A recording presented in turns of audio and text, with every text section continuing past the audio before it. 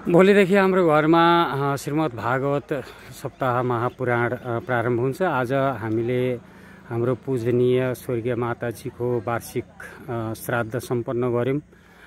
भोलिदेखिको 24 गतेसम्म 18 देखि 24 सम्म श्रीमद् भागवत महापुराण ज्ञान महायज्ञ सुरु हुँदैछ र यसको प्रमुख कथावाचक पण्डित कुबेर सुवेदी हुनुहुन्छ भने पाठ पारायण पण्डित अनुप अधिकारीद्वारा हुनेछ। यो क्रममा आज हाम्रो व्यास मण्डप पण्डाल को निर्माण सम्पन्न भएको छ। यस्तो खालको व्यास मण्डप तयार भएको छ। यसरी हामी 7 दिनसम्म यहाँ कथा श्रवण गर्नेछौँ। साथै सुवेदी समस्त सुवेदी परिवारको पितृहरूको उद्धारका लागि प्रार्थना कामना पनि गर्नेछौँ। यो स्थान हो कमल गाउँपालिका 1 नम्बर वडा झापा। यहाँ छौँ हामी, यहाँ हाम्रो निवास हो। गत वर्ष यही स्थानमा मेरो पूजनीय माताजीले आफ्नो नश्वर शरीरलाई त्याग गरेर वैकुण्ठ प्रस्थान गर्नुभएको थियो र सो पश्चात हामी 1 वर्ष वार्षिक बारेर अर्थात्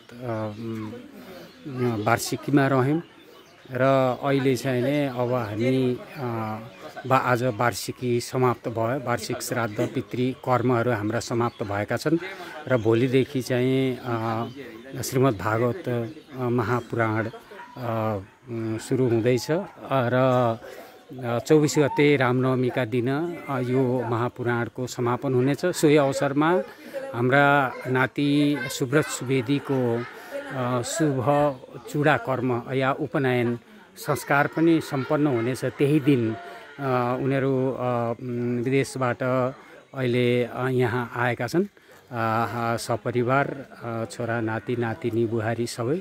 र यहाँ हामीले कथा श्रवण गर्न निमन्त्रणा गरेका सम्पूर्ण महानुभावहरू भोलिदेखि क्रमशः यहाँ पाल्नुहुनेछ भन्ने हाम्रो अपेक्षा पनि छ र म पुनः निमन्त्रणा पनि गर्न चाहन्छु। भोलि बिहान कलश शोभायात्रा छ, शाही स्नान छ। त्यसै गरी यतापट्टि हामीले अर्को मण्डप पनि तयार गरेका छौँ, यज्ञ मण्डप। यज्ञ मण्डपमा वेद पाठ लगायतका विभिन्न धर्म ग्रन्थहरूको पाठ हुनेछ, वैदिक पाठ पारायणहरू हुनेछन् र 7 दिनसम्म नित्य हवनको कार्यक्रम पनि रहेको छ। र यो हवन को कार्यक्रम लगायत विभिन्न धार्मिक अनुष्ठानहरू को यहाँ पूजन अर्चन अनुष्ठान यो सबै कुराहरू गर्ने हाम्रो यसमा कार्यक्रमभित्रको कार्यक्रम रहेको छ। यसरी व्यास मण्डप यो हवन मण्डप लगायत यो कथा मतलब कथा व्यास बाहेकको अरू बाँकी धार्मिक अनुष्ठानहरूको लागि यो मण्डप यसरी तयार गरिएको छ। यहाँ विभिन्न आचार्यहरूद्वारा गुरुहरूद्वारा हवन पूजन का कर्महरू दिनभरि नै हुनेछन् र यही कुराहरू मैले यहाँहरूलाई सम्प्रेषण गरेँ। जय श्रीमन्नारायण।